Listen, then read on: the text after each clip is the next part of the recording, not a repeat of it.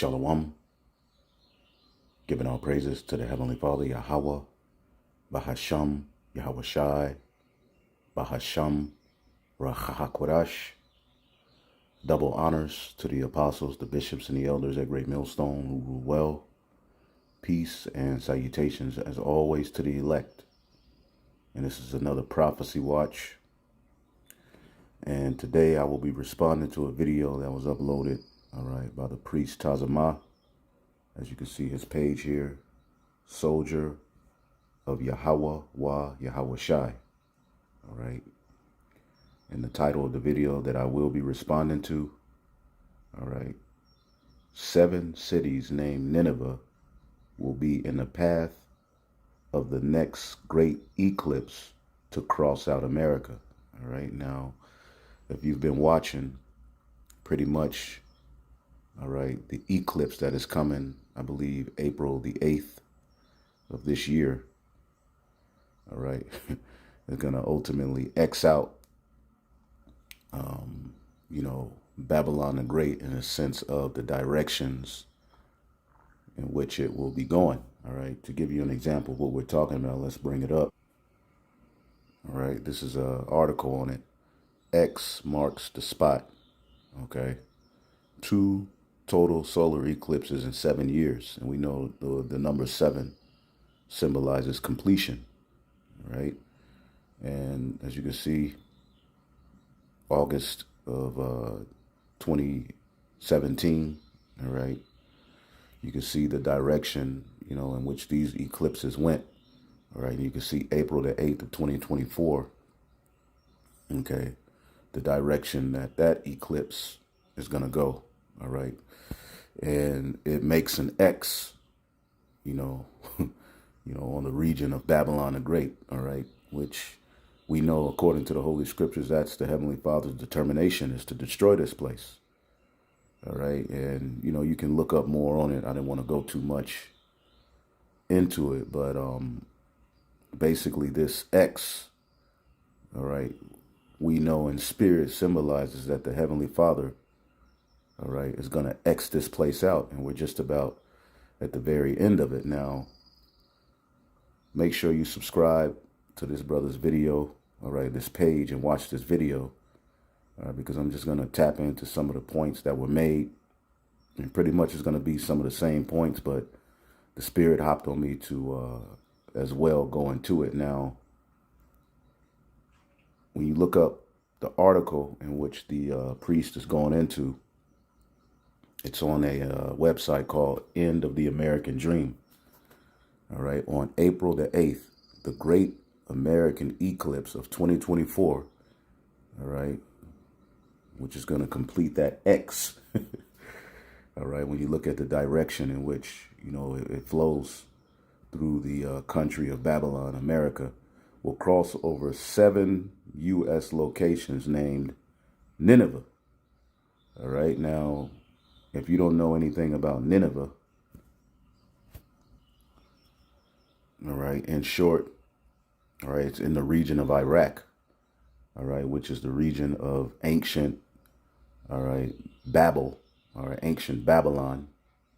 This is why a lot of people, when they think they believe the Bible and understand, they say, well, Babylon the Great is in, the region of Iraq, which the physical landmass of ancient Babel, or the Neo-Babylonian Empire was in the region of Iraq.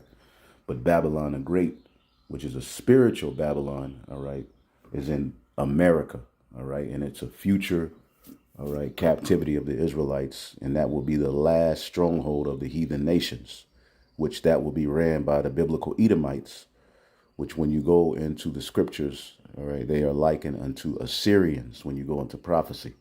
The Lord has deeply coded this book, and only the elect can go into it and get understanding, because Nineveh, as you can see here, was the flourishing capital of the Assyrian Empire, the Assyrian Empire, which we know the northern kingdom went into the Assyrian Empire.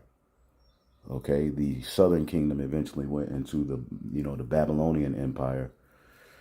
But Nineveh, which was established by, all right, a character in the scriptures by the name of Nimrod, who was an actual person, all right, him and a group of individuals, after the flood, all right, which were they were the sons of Ham through Cushites, which today are the Ethiopians.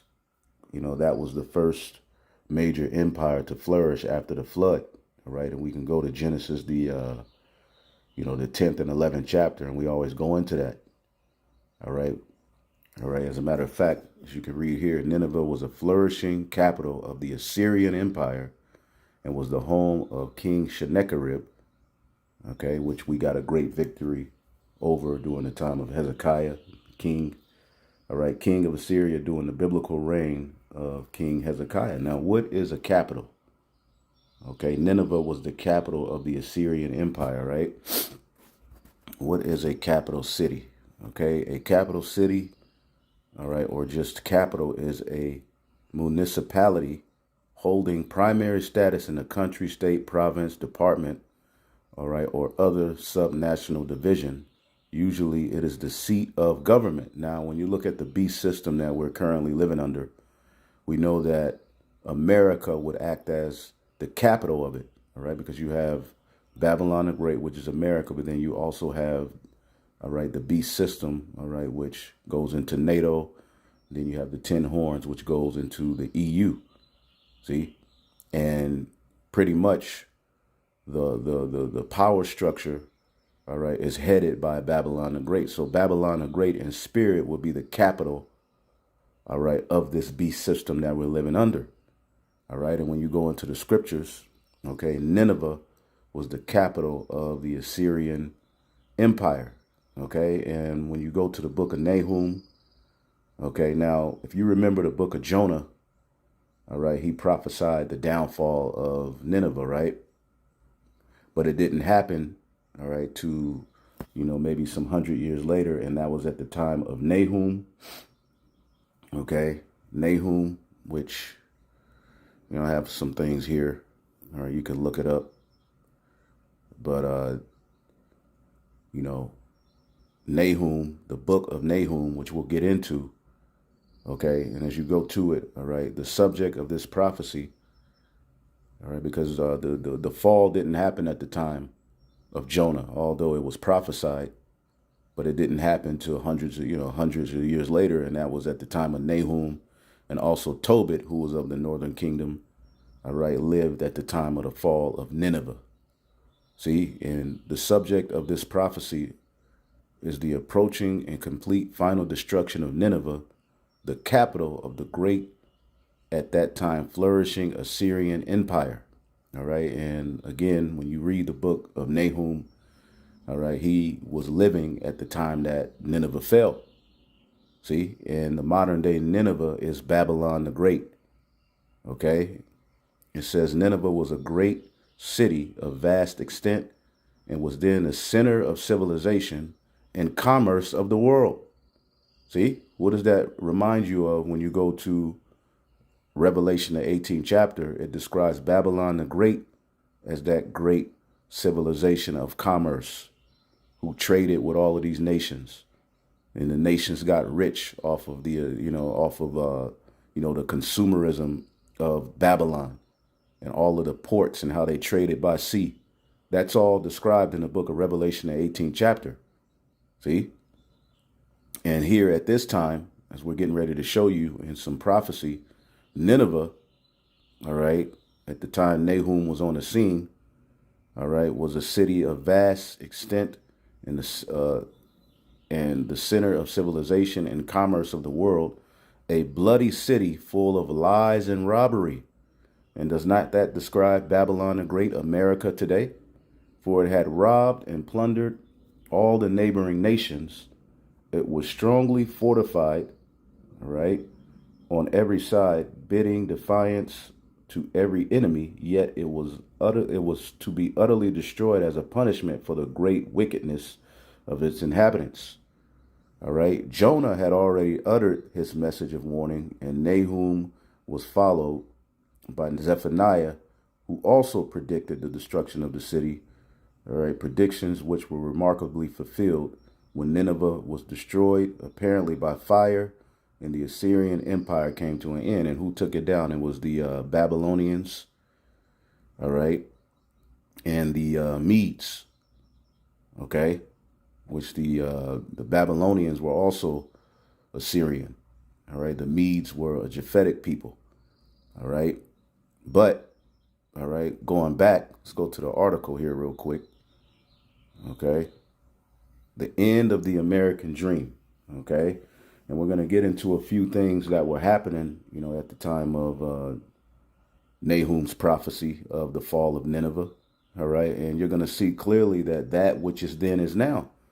All right. And for you believers, we have told you that though things are going to get tight, though there's going to be a squeeze, though we're going to, be in the midst of the fall of Babylon the Great, and we're going to have troubles in the flesh and, lose comforts, the Lord is going to be showing us things that is going to be, given as signs to give us comfort. Okay. Now, on April 18th, the great American eclipse of 2024 will cross over 7 U.S. locations named Nineveh. All right. Named Nineveh. All right. And who established Nineveh? All right. It was Nimrod. All right. Nimrod established that. All right. And later on down the line, it was a power structure, all right, in which the children of Israel were held captive. See? It says, I'm going to share something truly amazing with you in this article. And once again, a lot of naysayers out there will dismiss it as a coincidence. And you have a lot of naysayers. You see, you have a lot of naysayers, and the Bible has been under scrutiny for years, and it's always prevailed. See?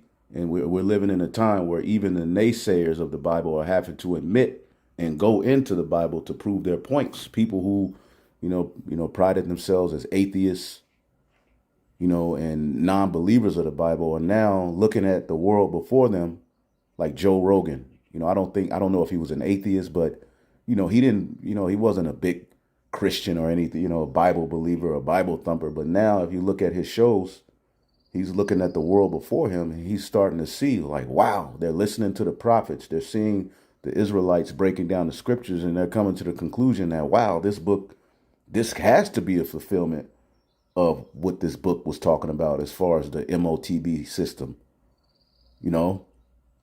Of course it is. And we even still have naysayers in Israel. It says there will be a lot of naysayers, all right, that will dismiss this as a coincidence. That really doesn't mean anything. But how is it possible that such a vast number of coincidences just happened to have take place in April of 2024? All right.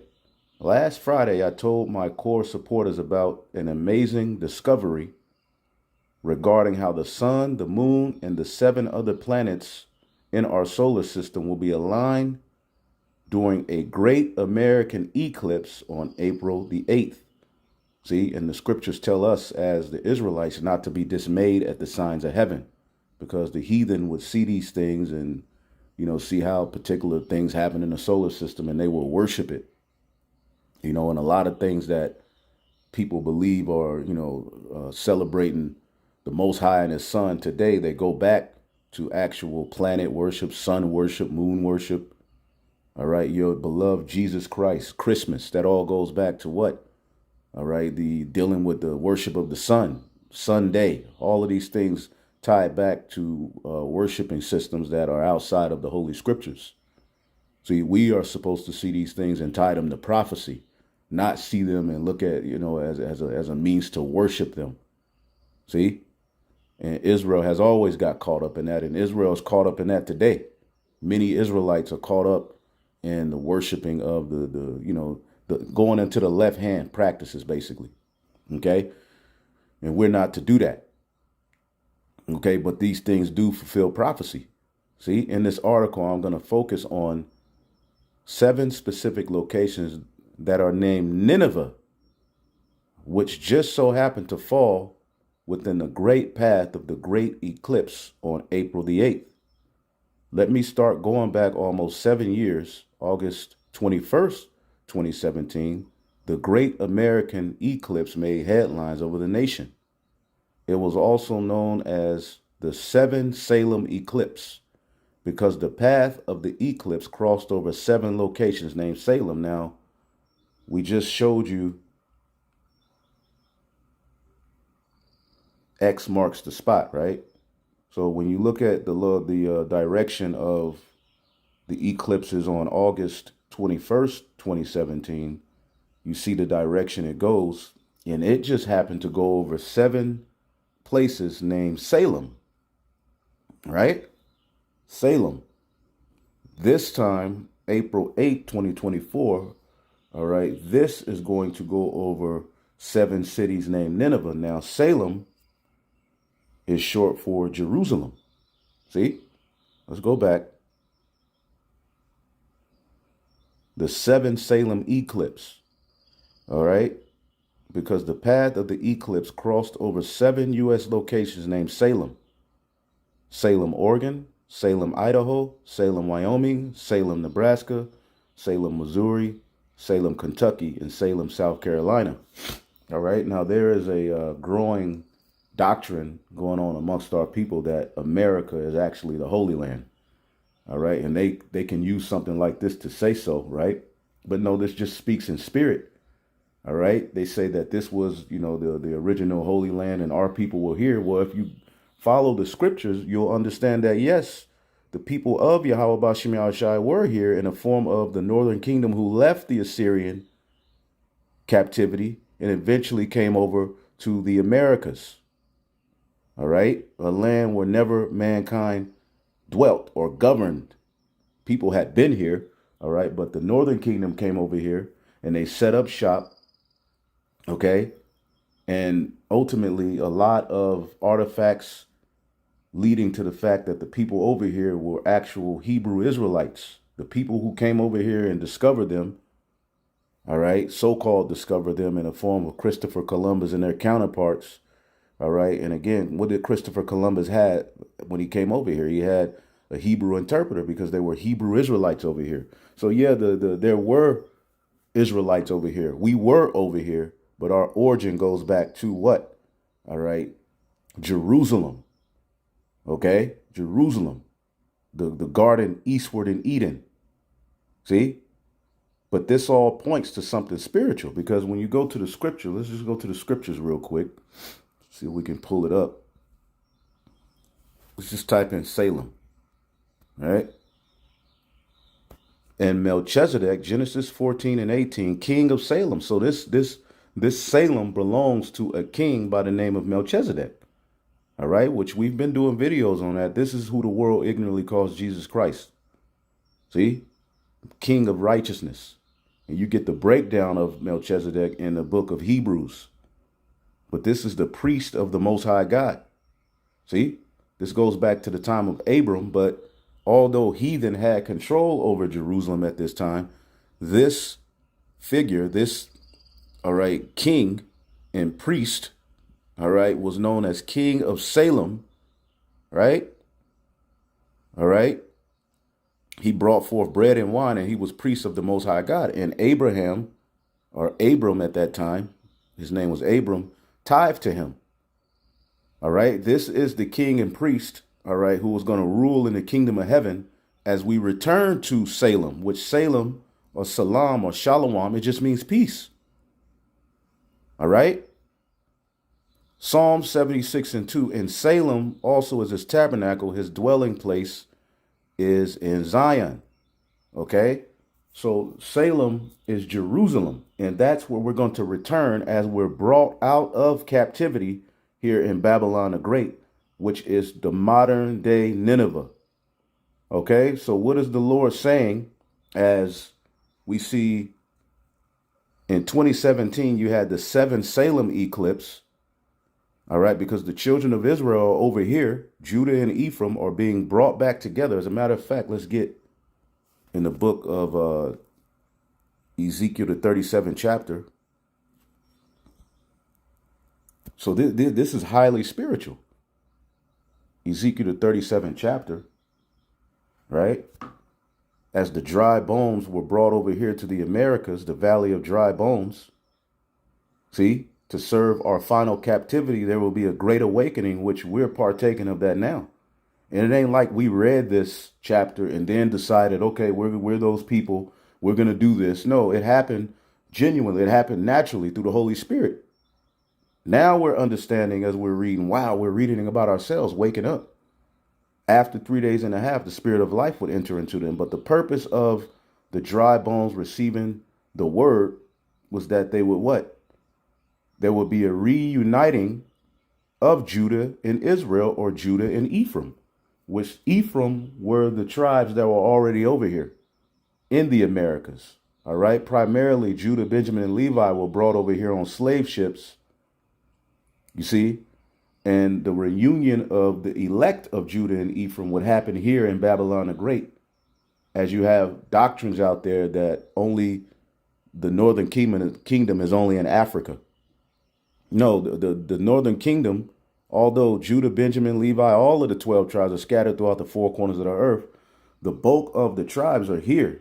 All 12 tribes are here in Babylon the Great, and a great reunion is taking place, all right, in this modern day Nineveh, all right, which is Babylon the Great. You see, and the purpose of the reuniting of the tribes is that they're going to be joined back together. See, we ain't got to get it. But he's going to gather us out of all of these countries and place us in our land, starting at Jerusalem. Let's see here. As the tribes reunite, he's going to make us one nation, because that's ultimately what we were supposed to be. We weren't supposed to be northern and southern kingdom. We were supposed to be one nation. And that's what's happening through the word. The breaches are being closed up. But the point is, when you get Ezekiel 37:25, is that we're going to dwell in the land that I have given unto Jacob, my servant, wherein your fathers have dwelt, and they and their children's children shall be my servant. And my servant David shall be prince over them. So we're going to have children, and our children are going to have children. We're going to be the greatest nation, all right, that the earth has ever seen. And we're going to be in the new covenant. Ezekiel 36:24, for I will take you from among the heathen and gather you out of all countries, and will bring you into your own land. See? And that land is Jerusalem. Starting at Jerusalem, which again, we know that there's a promised land. See? The promised land. And it starts at Jerusalem. The garden eastward in Eden is where we are returning to, and that's Jerusalem. And the king of that land, all right, is Hamashiach Yahushai, all right, Malak Tazadak, and he's going to establish a kingdom, all right, of kings and priests, starting with King David, the tabernacle of David. We're going to return to our land, Jerusalem. So I look at this first X letting us know the Lord is getting ready to deliver us and bring us back to peace, Salem, Jerusalem, which means teaching of peace. All right. He says here, Salem is short for Jerusalem.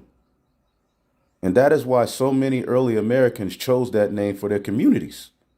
All right. And who was over here in the early Americas? It was the Northern Kingdom.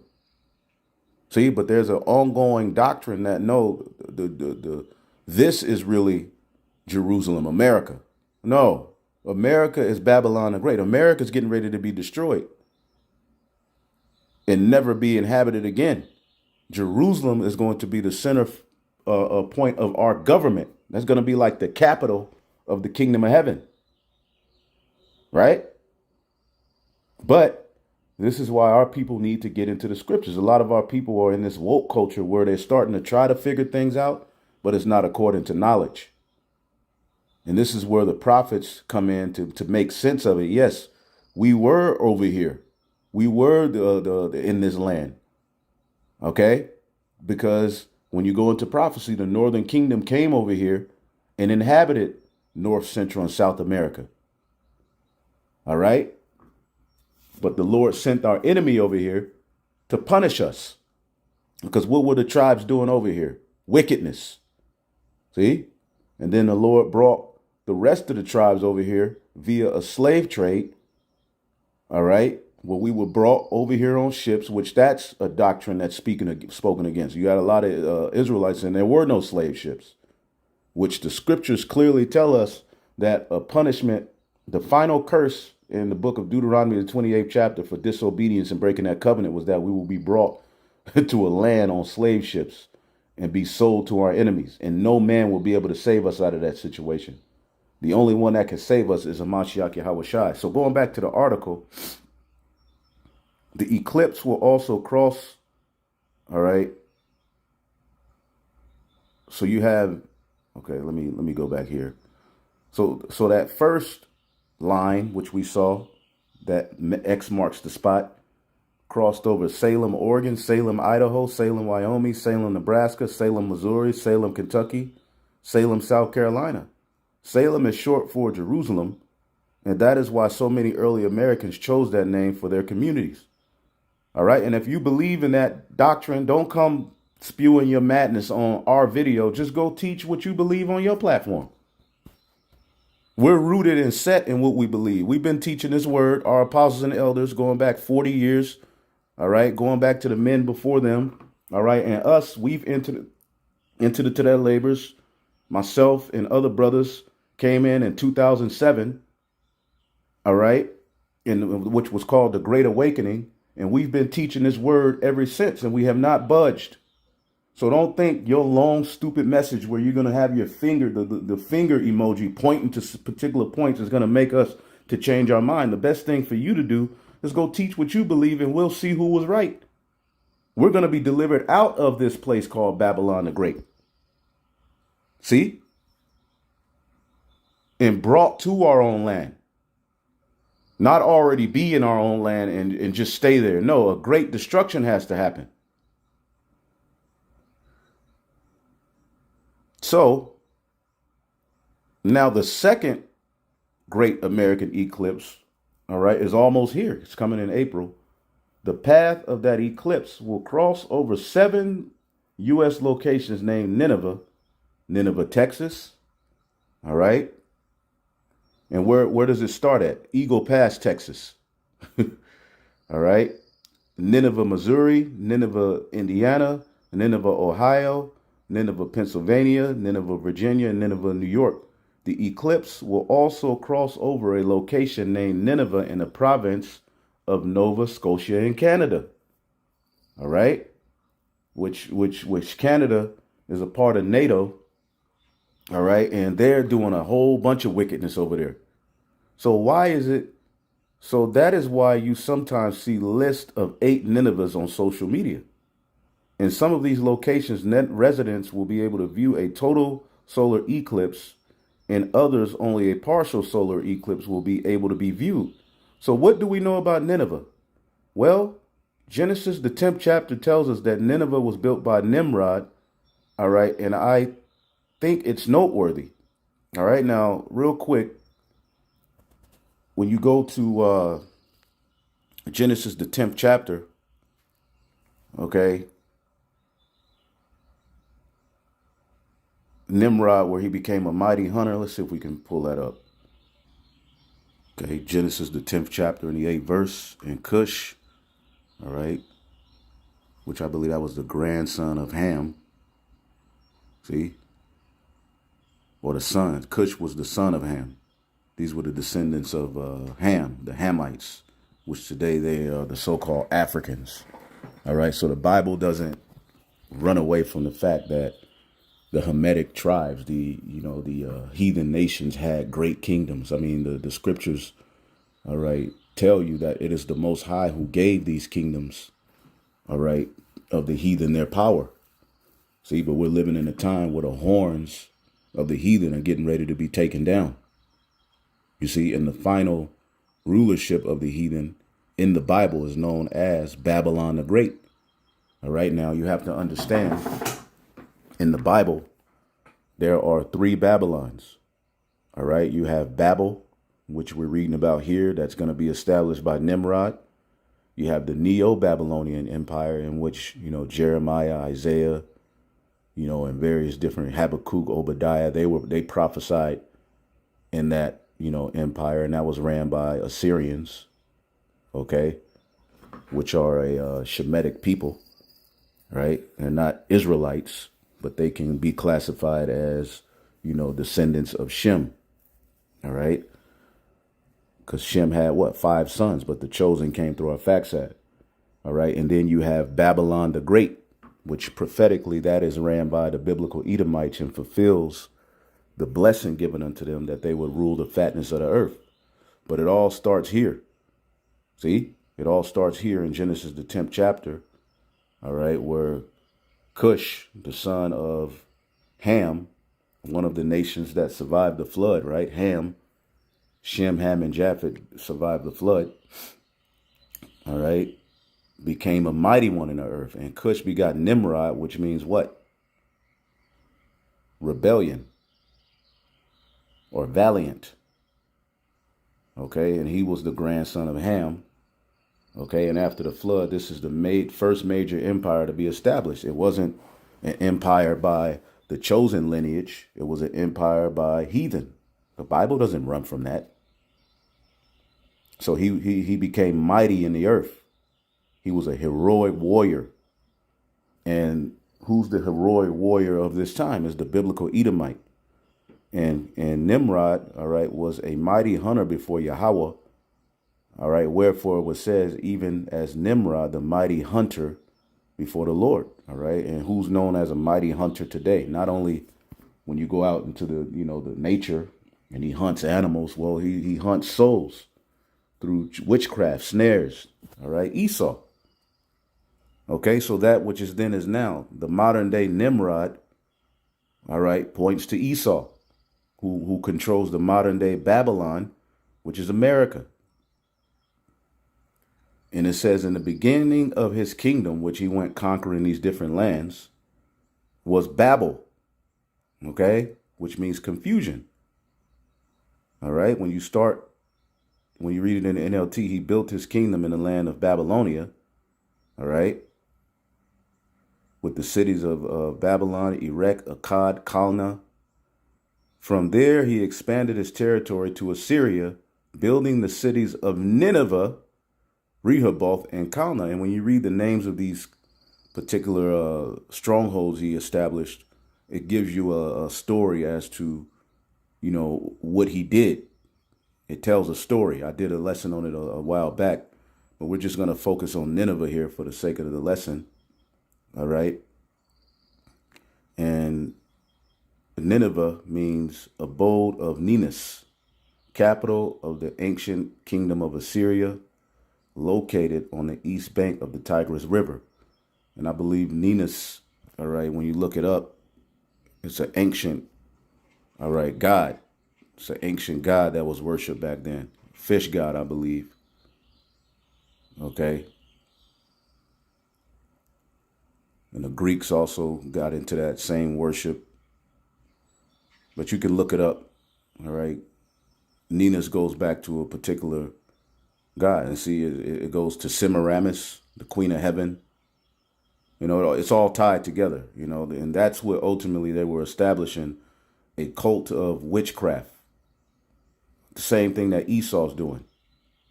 Okay, so Nineveh is the capital of Assyria. Okay, and it was established by Nimrod. Now, when you go into prophecy,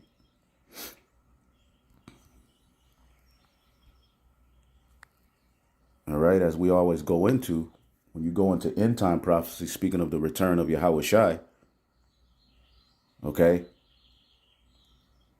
in Micah 5 and 6, it says, and they shall waste the land of Assyria with the sword. And Assyria in prophecy is America, the final captivity. When you go into prophecy, because when you get Isaiah, the 10th chapter, to give you an example of this, all right, when it talks about the remnant being delivered, the scripture we always go to in Isaiah, the 20th chapter, how the remnant, Israel is going to be as the sand of the sea, but only a remnant shall return.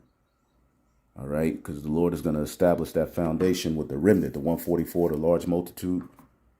Okay.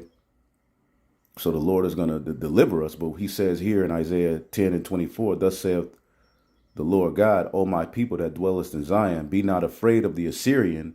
He shall smite thee with a rod and shall lift up his staff against thee in the manner of Egypt, meaning we were going to be in a major captivity again. And this is speaking of the final captivity, but it goes under the code name of the Assyrian. All right. Another example of this, all you have to do is type in Egypt and Assyria. Okay. And there's various scriptures. Hosea 11 and 11, they shall tremble as a bird being delivered by chariots, as a dove out of the land, out of Egypt, and as a dove out of the land of Assyria, and I will place them in their houses. Now, that didn't happen with ancient Assyria. From the ancient Assyrian, captivity came the Babylonian captivity. We know the northern kingdom left the Assyrian captivity, but Judah, Benjamin, Levi, with a few of the sprinkled of the northern kingdom, all right, were in the Babylonian captivity. All right, then came the Medes, the Persians, all right, and then came the Greeks, all right, the Romans, and then we know that there will be a final captivity, all right, extension of the fourth beast. So we weren't placed out of our own land, all right, after we went in the Assyrian captivity. We weren't placed, as a nation back in our own land. So this is a spiritual, all right, discerning is needed here. Okay? There's one in Isaiah 27 and 13. It shall come to pass in that day, a great trumpet shall be blown, and they shall come which were ready to perish in the land of Assyria, all right, and outcasts in the land of Egypt, and shall worship Yahweh, the holy, in the holy mount of Jerusalem. You see that? This is all end time prophecy. Okay? Zechariah 10 and 10, I will bring them also out of the land of Egypt and gather them out of Assyria, and I will bring them to the land of Gilead and Lebanon, and a place shall not be found for them. Okay? Verse 11, and he shall pass through the sea with affliction, and shall smite the waves in the sea, and all the deep rivers shall dry up, and the pride of Assyria shall be brought down, and the scepter of Egypt shall depart away. This all points to the final captivity of the Israelites, northern and southern kingdom, all right, being in Babylon the Great. All right, but again, it's in code. See? So Micah, the 5th chapter says, and he shall waste the land of Assyria with the sword. Babylon's going to be destroyed. Okay, and the land of Nimrod, see, and the entrances thereof, and thus shall he deliver us from the Assyrians when he come into our land, when he treaded within our borders, because they're going to come after us. And that's when we're going to be delivered out of that trouble. But as you can see here, we're prophesied that great deliverance, all right, and that remnant that's going to be purified in the very next verse, okay, is talking about end time prophecy, but it's known as the land of Nimrod. See, which Jeremiah, when you go to his writings, he calls this place Marathaim, which Marathaim, the root of that is Marah, which means bitter or rebellion. Like Miriam means rebellious or bitter. America means what? Bitter or martigo. So this place is deeply coded in prophecy, and it points to this place because America itself means bitter. The root word mar, okay, which points to what? Again, Jeremiah called this place Marathaim, which means double rebellion. And we have videos going into that, but that's not the point of this lesson, right? But here, we're going to be delivered from the land of Nimrod, okay? So bringing it all back to this article that I thought I had, right? Let's go here. Let's go back. Give me 1 second. Okay.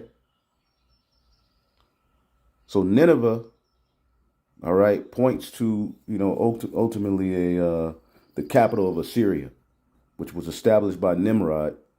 All right. And we were captive to that land, at the time, that the Assyrians rule here. But in addition, Wikipedia tells us that under the Bur Segal Eclipse crossed over Nineveh June 15th, 1760 or 763. And the Assyrian eclipse, also known as the Bur Sagal, all right, eclipse is a solar eclipse recorded in Assyrian eponym, all right, list that most likely dates to the 10th year of the reign of King Asuradan III. The eclipse is identified with the one that occurred, all right, the 15th of June, 763 BC, all right, in the Julian calendar. Some believe that the Bur Sagal eclipse happened at the same time that Jonah was in Nineveh, warning the population that it would be destroyed. All right, you can look more into that, you see, but again, we know that end time prophecy is associated with signs and wonders and the stars, the moons. Let's get Luke, the 21st chapter. All right. So back then there was an eclipse. All right, here there's an eclipse. Now the time of that eclipse back then, all right, is subject to debate. All right, but we know that the end time prophecy is synonymous with signs, eclipses, blood moons, and everything that we see happening before us. Luke 1, all right, in 24. And they shall fall by the edge of the sword, all right, and shall be led away captive into all nations. This happened in 70 AD, right? And from 70 AD, we went into the interiors of Africa, parts of Europe, Asia, all right? But from there, all right, as you go into prophecy, we were brought into captivity on slave ships to be brought over to the Americas, all right, so all of the tribes can be together, all right? And the final captivity, all right, which would be what? The end of the Gentiles' rulership. So it says, and Jerusalem shall be trodden down of the Gentiles until the time of the Gentiles be fulfilled. Okay, meaning the Lord takes down the heathen nations. And we know that that's associated with a great kingdom called Babylon the Great. And that will mark the return of who the world ignorantly calls Jesus Christ. And before that, there will be signs in the sun and in the moon and in the stars, and up on the earth, the stress of nations. Are not we witnessing the stress of the nations right now? All right. And with perplexity, lack of resources, people going to the social media, expressing how deeply affected they are by what's going on, mainly women. All right. This American dream they're figuring out was a damn disaster. You're having all kind of floods, weird weather patterns, men's heart failing for looking after those things which are coming upon the earth, for the powers of heaven shall be shaken. And that's what's happening right now. Then shall they see the Son of Man coming in a cloud with great power and great glory, which is why you have chariots popping up all over the place. Okay? So we're very well in end time prophecies. We're here. It's not a subject of when, if it's when. It's when the Lord does all of these things, and we're in the middle of them happening. So let's go back here. I can understand how the appearance of such an eclipse would have been seen as a great, strong confirmation of Jonah's message, although it didn't happen in Jonah's time. The fall of Nineveh came at the time of Nahum, which, let me bring this up. Nineveh, real quick, I want to get this for you as well. Okay. At the time of Nahum, very singular, learn what the place's prophet is more said. His name signifies consolation. All right. And this is our consolation. The Lord delivering us. It says, and though the subject of his prophecy chiefly relates to the destruction of the Assyrian Empire and of Nineveh, the chief city of it, yet this was a comfort to the people of the Jews, all right, the Israelites, all right, that an enemy so powerful who was so troublesome to them, whom they dreaded, should one day be destroyed. In what age Nineveh lived is not said, and you can keep going, but ultimately Nahum's message And Nahum saw Jonah's prophecy be fulfilled by Nineveh being taken down by the Medes and the Babylonians. All right. So when you go into Nahum's writings, okay, he's witnessing the fall of Nineveh and writing it and recording it and prophesying and rejoicing over it. Okay? The burden of Nineveh, the book of Nahum, all right, the Elkoshite, all right, which ultimately he was an Israelite, okay, but he's known as an Elkoshite. Again, people were called after the lands that they were born in that time. God is jealous and Yahweh revengeth, all right, Yahweh revengeth and is furious. Yahweh will take vengeance on his adversaries, all right, and he reserveth wrath for his enemies. Yahweh is slow to anger and great in power. See, he was slow to anger in the destruction of Nineveh because it was prophesied, all right, to happen at the time of Jonah, but it happened hundreds of years later, during the time of Nahum, the time of Tobit. See? So Yahweh hath his way in a whirlwind and in a storm, and the clouds are the dust of his feet. So it just goes into what the Lord is getting ready to do to this place. And by the time you get, okay, to the second and third chapter, he's describing the war that was taking place. And we can tie this to what's coming here. Nahum 3:1, woe to the bloody city. It is full of lies and robbery, and the prey departed not. They went conquering Nineveh. You know, the Assyrians, with Nineveh being the capital, they went conquering all of these various different nations. They had the children of Israel oppressed. They had a very powerful military, which the Romans studied the Assyrian military. See? The idol worship, cross-dressing. Okay? It says the horsemen the horsemen lifted up both the bright sword and the glittering spear, and a great multitude of slain, and a great number of carcasses, and there is none end of their corpses. They stumble and fall on their corpses because there was a war going on. See, he's witnessing all of this stuff happen. And this is all going to happen here in Babylon the Great. All right? Because of the multitude of the whoredoms of the well-favored harlot, the mistress of witchcrafts, all right, that selleth nations through her whoredom, meaning buy over nations to be put under spells through various different means, witchcraft, and sell it nations through her whoredom and families through her witchcrafts, okay? Breaking up family structure, rooting out foundations, and establishing what? Pseudoscience and evil. And when you go into this, okay, okay, this is a commentary on it. Nineveh, which was an ancient city, was full of stately and beautiful buildings. All right, metropolis, abounded with wealth and riches. That's America today. Okay? Nineveh, for may have his name from the beauty of it. All right, beautiful, pleasant habitation. It was beautiful, and that's how America was looked at. Okay, and when you look at what was going on at the time Nahum was prophesying, it says Sardanapalus, all right, the last at his time, all right, the present king of the Assyrians was very effeminate. He used to wear dresses.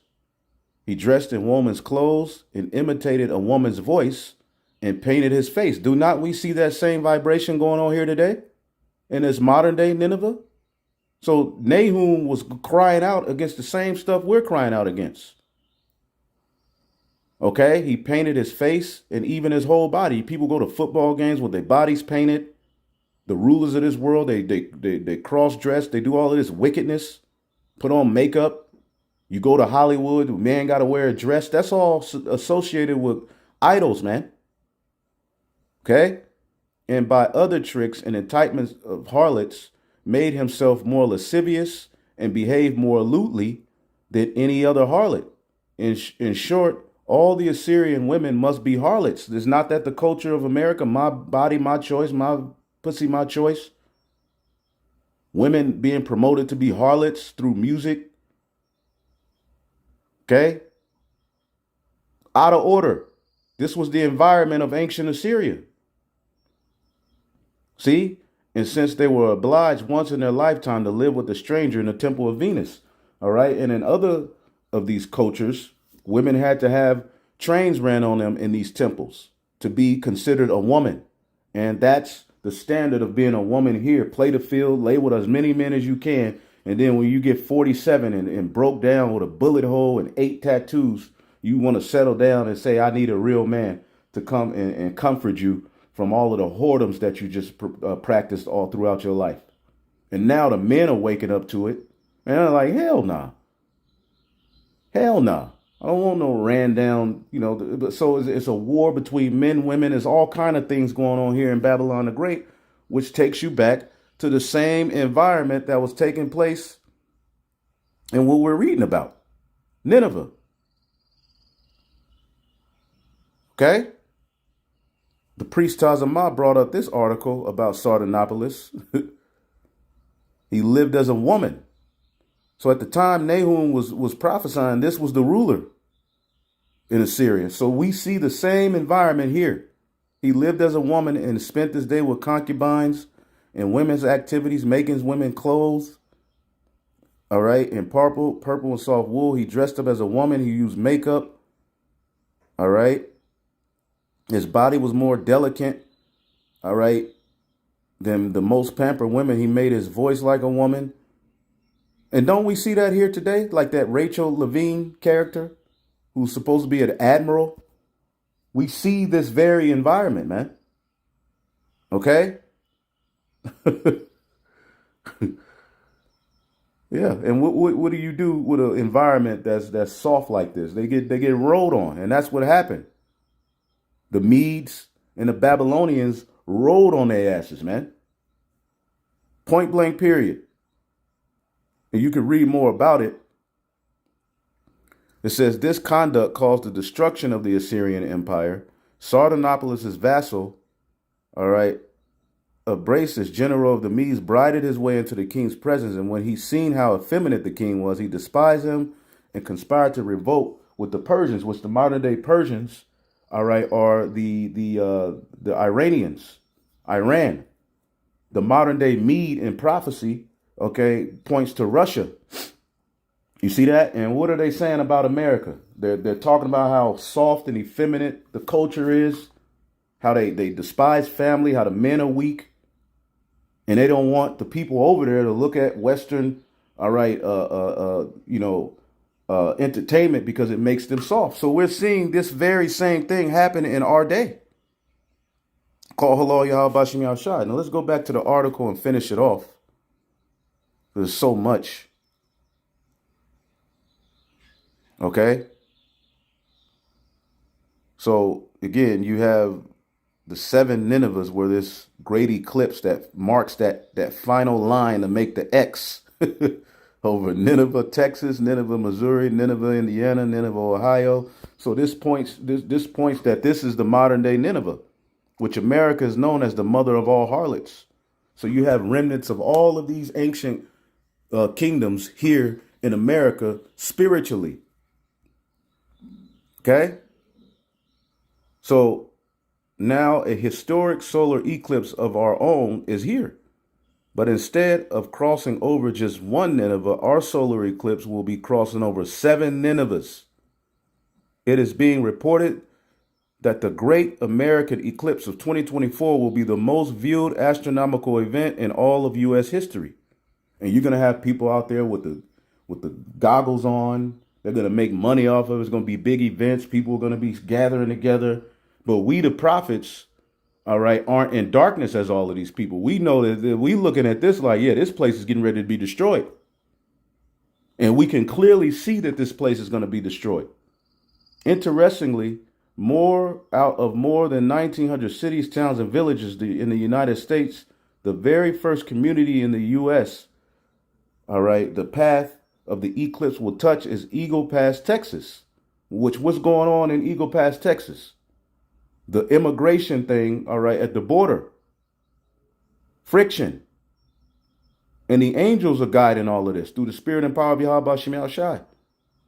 Of course, Eagle Pass, Texas has become ground zero of the national immigration crisis, where all of these immigrants are being brought over here, allowed over here for a purpose.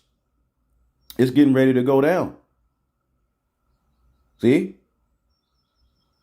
Residents in a border city, Texas, have now revealed how police and National Guard troops have taken over, seizing their properties as migrants trash the street lines. All right. Eagle Pass, which is home of 28,500 Texans, has become ground zero in the country of a wide political fight, which is causing a divide between the left and the right. You have 25 states who are siding with Texas, like, look, we'll succeed. And then you have the blue states, all right, which are with it, which they're doing the bidding of Satan. All of them are Satan, but the Lord has the Biden administration doing the bidding of the elite because they want to collapse this system. Okay? You got all of these immigrants over here. With all of the problems we have over here, you letting all of these immigrants over here, migrants, what do you think that's going to lead to? Now, we know that, a lot of the migrants are of the Northern Kingdom, which is really a lot of nations, but a lot of the Northern Kingdom are really, some going to be delivered, some going to be destroyed. Okay? But again, war is getting ready to break out. Civil war. Okay? Just another coincidence, huh? There is one more thing about the month of April I wanted to mention. In late April, billions of 13-year-old, all right, cicadas, which are like bugs, flies, and billions of 17-year cicadas will start emerging from the ground simultaneously, which is going to what? All right? That's going to ruin a lot of the crops. Okay? Which is going to help the famine to be, brought forth. Okay? Will start emerging from the ground simultaneously for the first time since Thomas Jefferson was president, one of the founding fathers, right? And these are plagues, man. Okay? These are plagues, man. Millions, billions of these bugs are going to be flying around. And they make noises. So there's a lot happening, man. Let's get to the point. Let's finish it off. That is odd because the path of the Great American Eclipse of 2017 and the path of the Great American Eclipse of 2024 just so happens to intersect in Illinois. All right, and this is where a lot of these cicadas are going to be, I guess. Billions of the winged insects will make an appearance across the Midwest. All right, in a mating ritual that tends to inspire fascination, annoyance in equal measure because they make a lot of noise. Wow. So again, this all points to plagues. This all points to the Lord is working. A giant X over America is being formed by the paths of those two eclipses, and the giant X will finally be completed on April the 8th. There is so much more about these two eclipses in my most recent book entitled Chaos. All right. Which we ain't here to promote. All right. A book. The book is the scriptures, man. See, a lot of these people, they try to quote the scriptures. They do this, but they're here to make money. See, the prophets are just here to let you know what it is, man. We ain't like those other guys. All right. Making money of the ministry. Merchandise. All right. But as I stated there, I am not anticipating any particular event will happen April the 8th, all right? And neither are we. We're just showing you that, look, this is the times we're in, okay? Because from, they can very well start to bring on those measures that's going to help them establish their NWO, okay? It says, rather, I believe that we will witness on April 18th. What we will witness on April 8th is a sign or a warning for the entire nation. Just like the city of Nineveh in the ancient world, we have been given an opportunity to change direction. And that's through the prophets. Okay, the prophets have been out on the highways and the byways, all right, hardcore, warning the people, warning our people, telling you all what's getting ready to happen. Okay, so will we take advantage of it or will we ignore it? And people don't want to hear the prophets. But if you think that this is just some sort of coincidence, then you crazy. Let's get a scripture real quick to end this off.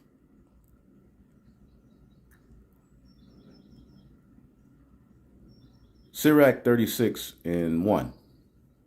Have mercy upon us, O Lord God, all right, of all, and behold us, and send thy fear upon all the nations that seek not after thee. And see, America has not seeked after the Most High. Nineveh didn't seek after the Most High. See? And rebellion always has a time where it feels good, but there's a point where you pay for it. See? And rebellion is fulfilled in America, the capital of this beast system. Lift up thy hand against the strange nations, all right? And let them see thy power, okay? And I believe the capital of U.S. is Washington, D.C., right? Which is one of the unclean frogs, all right?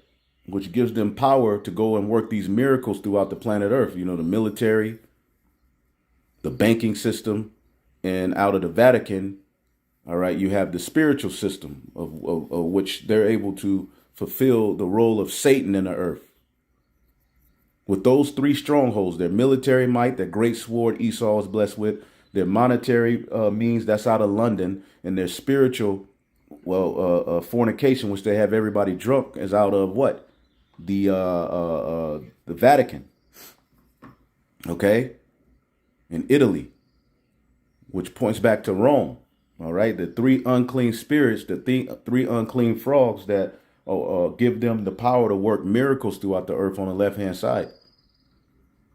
Okay, and they have everybody enslaved, and it's no way out but through the Lord for us.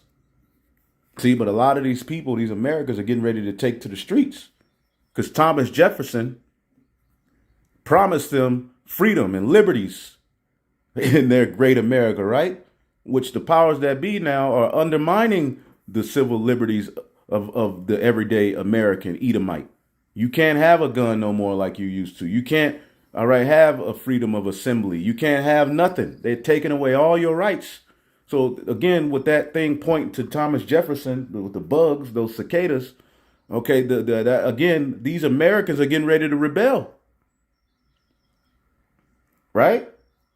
That whole thing in Eagle Pass, this immigration thing, these Americans are getting ready to lose their minds. There's going to be sedition amongst men, political uproars. Okay? And you had those types of things happening in ancient Nineveh. People were complaining about the rulership. The rulers were living in lasciviousness and lust, being sodomites, freaks, perverse, dressing as women. Remember, even Nero Trump, okay, was dressed as a woman. All right, well, not Trump himself, but Giuliani, Rudy Giuliani, and you have Trump here, all right, hugging up on him. This is fair use. Is the president getting... Is now thinking... Money insists... President feels that... Hold up. You know, you're really beautiful. I'll go backstage before a show, and I'm allowed to go in because I'm the owner of the pageant, and therefore I'm inspecting it. I've never seen him one time act inappropriate. I just start kissing them. It's like a magnet. And when you're a star, they let you do it. You can do anything. Whatever you want. I can do anything. I've never seen him one time act inappropriate. This may be the best of all. If Ivanka were my daughter, perhaps I'd be dating her. I've never seen him one time act inappropriate. Look at this. Oh. Donald, I thought you were a gentleman. You can't say I didn't try.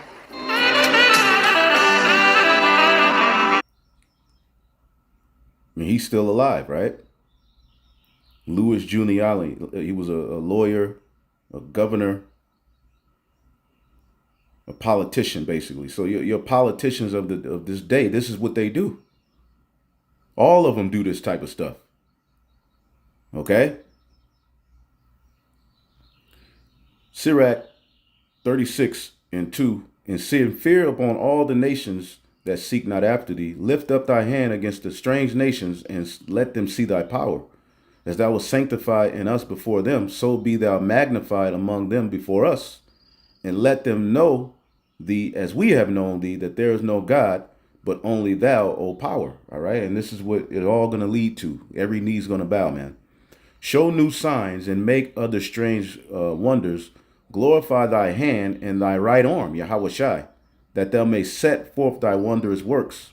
Raise up indignation and pour out wrath. Take away the adversary and destroy the enemy. Make the time short. Remember the covenant and let them declare thy wonderful works.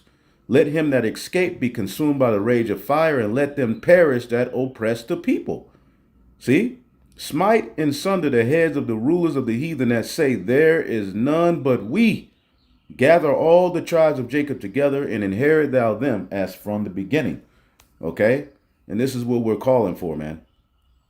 All right. So, that's pretty much it. There's much more we can go into, but, man, if you don't think this is, something to take heed to in the spirit, okay? Because we're in Babylon, man. Babylon is getting ready to be destroyed. Babylon is the modern day Assyria, the modern day Nineveh.